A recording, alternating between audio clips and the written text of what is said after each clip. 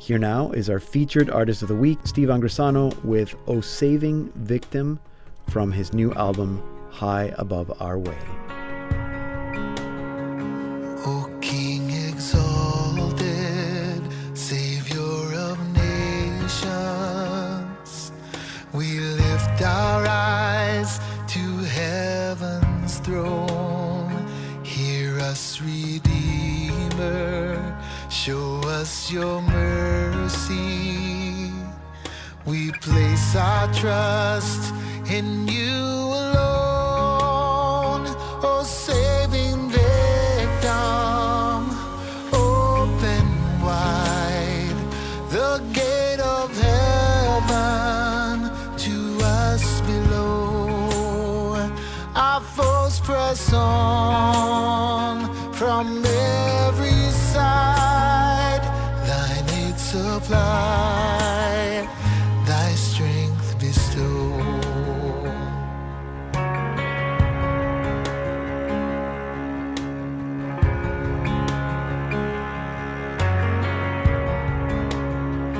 Might of the Father, way of salvation, no sin is hidden from your sight. Show us your mercy, free us from darkness, reveal to us your glorious light. O saving victim, open wide the gate of heaven to us below. Our foes press on from every side. Thine aid supply, thy strength bestow.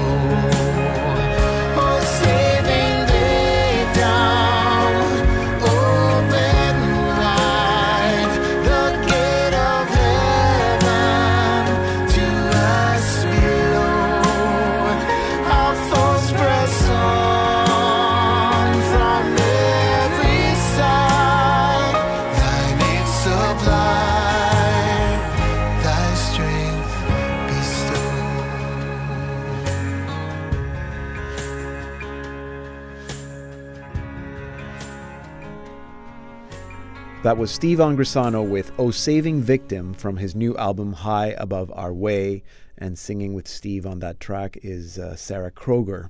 Now, I probably don't have to say much about Steve Angrisano except, well, he's been on this program I don't know how many times. If you don't know who he is, you need to listen to this conversation, and then you need to look him up. Steve has been in this business longer than I can count. I'm not going to say how old he is because he must have started when he was 5 years old. He does it all: youth, adults, conferences, liturgies, schools.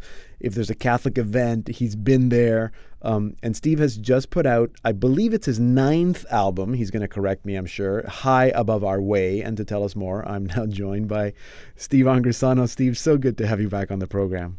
Deacon Pedro, always good to talk to you. And I think your number 9 is correct. Is it?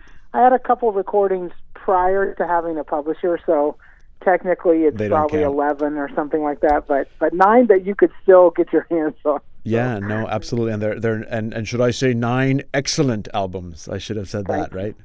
Excellent album. Now, I know that you're shortly going to be on your way to the airport. You're flying to San Diego. You have some dates in California. That seems to me that is, you love doing this. You're still doing a lot of retreats, talks, conferences, workshops.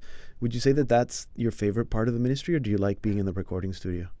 Oh, that's a tough question to answer. I think by far my favorite part of the ministry is the actual ministry. So yeah, if push comes to shove, I would say being a speaker at a youth conference, doing a 2 or 3 day parish mission in a parish, all the things, the conferences, the things you mentioned. I just think it's where the real meaning of what we're doing. You know, none of the publishing makes any difference if we're not Right. pursuing our faith with passion. You know, and that's been probably the most rewarding part. It's definitely what's kept me going over time. Is that even for my wife, who I have to be away from my family a lot, but she's a I would saint. think because we believe in what we're doing and because there's so much spiritual benefit to it and joy to it. I mean, I don't think she would let me travel like this just if I was an accountant or something. And there's nothing wrong with being an accountant. I just think, that we receive a lot from the mission that we take on. Yeah, and I know from my experience, I mean, meeting all the people you get to meet and how well they, you're received, and you get so much. You probably get so much. I mean, you're getting from them rather than them getting from you. I mean, it's a classic kind of missionary ministry quote. That's very true, and I think that what a lot of people don't say sometimes is that if you let it, and I think that the best people that that anyone listening knows, the speakers and musicians that they admire in the faith, but if you let it, that also calls you to continue to pursue your faith and to continue to be the person that you're calling others to be. And I think that's one of the best things for me is I'll finish a really busy month and I'm physically exhausted, but here I was at a conference with Bishop Barron, and here I was at a big rally with 20,000 teenagers, and at the end of the day, I'm being inspired by these things just as much as I'm a part of them, like you were saying, and I think you can't stay static in that environment. You have to respond to it or not, it's true. And I think it makes my faith stronger that I'm able to be a part of those things. Yeah. Well, I'm amazed that you actually have time to write. So you're still writing music despite of all that. So I'm presuming that some of the way that these events feed you is that they're actually also feeding you creatively, so that you can go into the studio and you can write songs. Tell me a bit about that. Absolutely.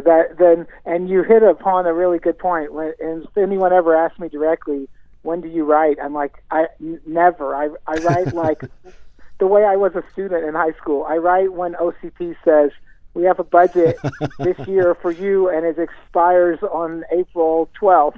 And so I write a bunch of songs on April 10th, And I've also learned to do, and you'll notice this on this record if anyone reads the fine print, but nearly every song on this particular recording, High Above Our Way, is written with Curtis Stephen, who is a neighbor and friend and fantastic musician and fellow Texas Ranger fan, which we live right in Dallas. Yeah. I know. I'm a very big baseball fan, and even though our teams are not entirely on good terms, I am an equal opportunity employer when it comes to that. So you write. Okay, wait. So Curtis is your next door neighbor. Yeah, pretty close actually. And OCP says to you, "We have a budget. Do you want to put out a new album?" So you had not been kind of playing around with Curtis on ideas for songs?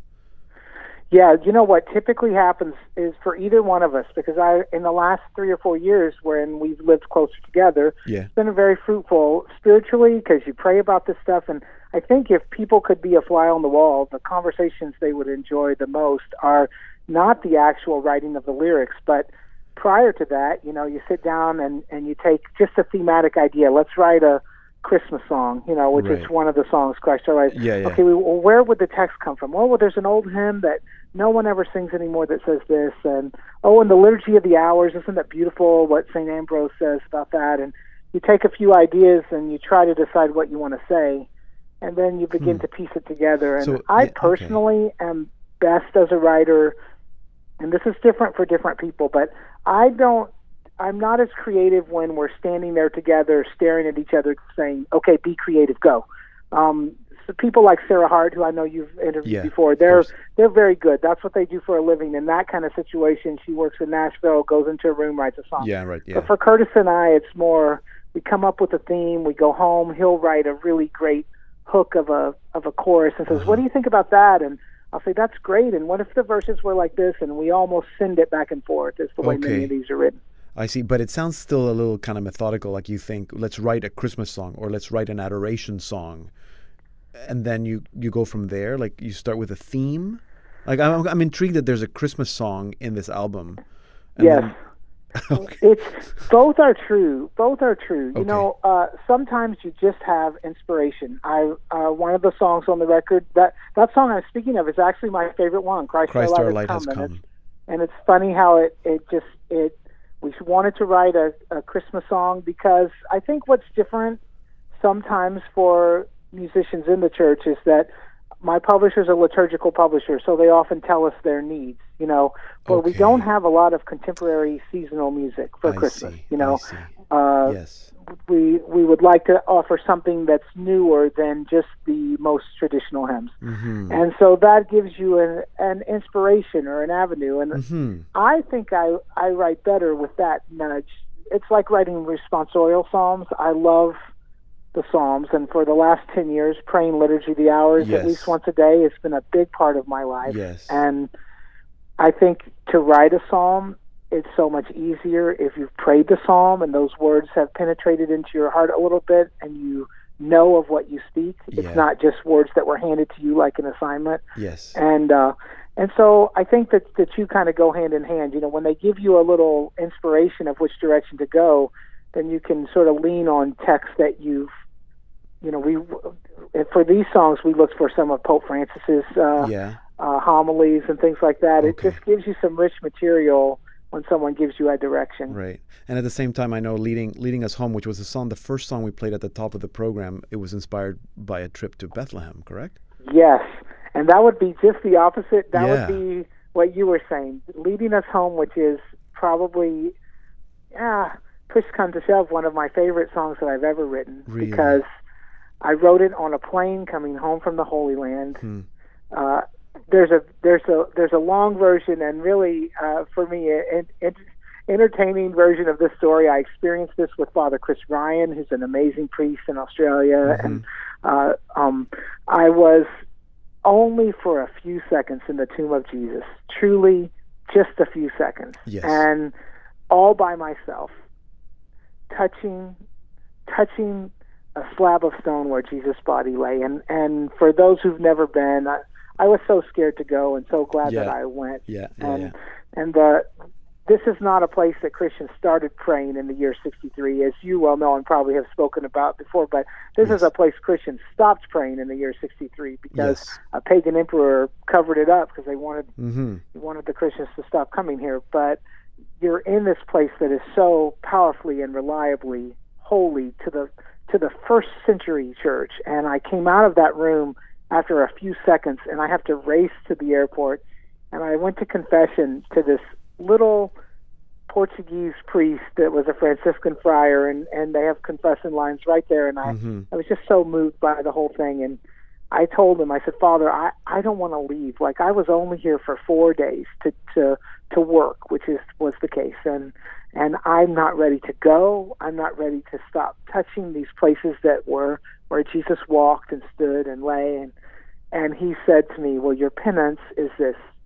When your plane is taking off, place your hand in front of your mouth and breathe into it. And he made me do it, like, and he said, and as you feel your breath hit your hand, I want you to remember, as close as your breath is to you, this is how close God is to you always, no matter where you are. Wow. And I wrote the whole song based on that line, as close as our breath. Oh, my gosh. That was the impetus. I'll never forget that moment. Okay, well, now I need to tell our listeners now absolutely are going to have to go to the website, our website, and listen to the beginning of the program to hear the song again, and definitely then go and buy the album. Steve, we're going to leave it there. I love the fact that you're still writing. I love your music, and I love maybe a little bit more what you do on stage when you're performing and when you're doing conferences and talks. So I hope you don't stop. And maybe we can go to the Holy Land together. How's that? That would be, That'd be I will fun. take you up on that. Let's do it. Everybody needs a deacon to go with them to the Holy Land. I agree. And every deacon needs a guitar player and singer. I don't know guy. if you'll find that in print anywhere, but I agree. Okay, well, Steve, thank you so much. Safe flight and stay in touch. Thanks. God bless. Great to be on. Thank you. That was Steve Angrisano. If you missed any part of this conversation, go to saltandlighttv.org/radio to listen to the rest of it and to listen to the whole program. And you can learn more about Steve Angrisano at his website, steveangrisano.com. I'm going to put a link to that on our site so you can find it easily. His new album, High Above Our Way, is published by Oregon Catholic Press. And here now is Steve Angrisano with the title track of his new album, High Above Our Way. There's a love that is greater than my own. There's a spirit that brings me back to life. There's a seed that's been planted in my soul that can only grow in the light of Christ. There's a mercy that's wider than my own. There's a hope every sinner can be saved. There's a power that rolls away the stone that is only found in the light of Christ.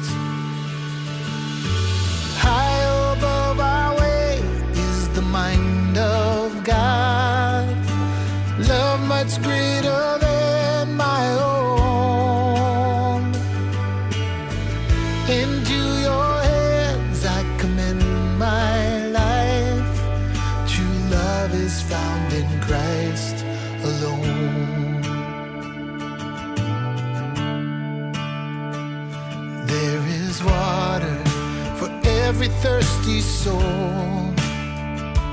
There is bread that will truly satisfy. There's a seed that's been planted in my soul that can only grow in the light of Christ. High above our way is the mind of God, love much greater than my own. Into your hands I commend my life. True love is found in Christ alone. All you who wander, come and see. All you who labor, come find peace.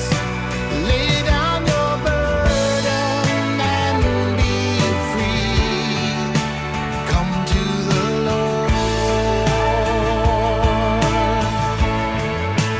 All you who wander, come and see.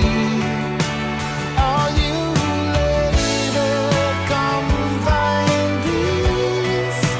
Lay down your burden and be free. Come to the Lord.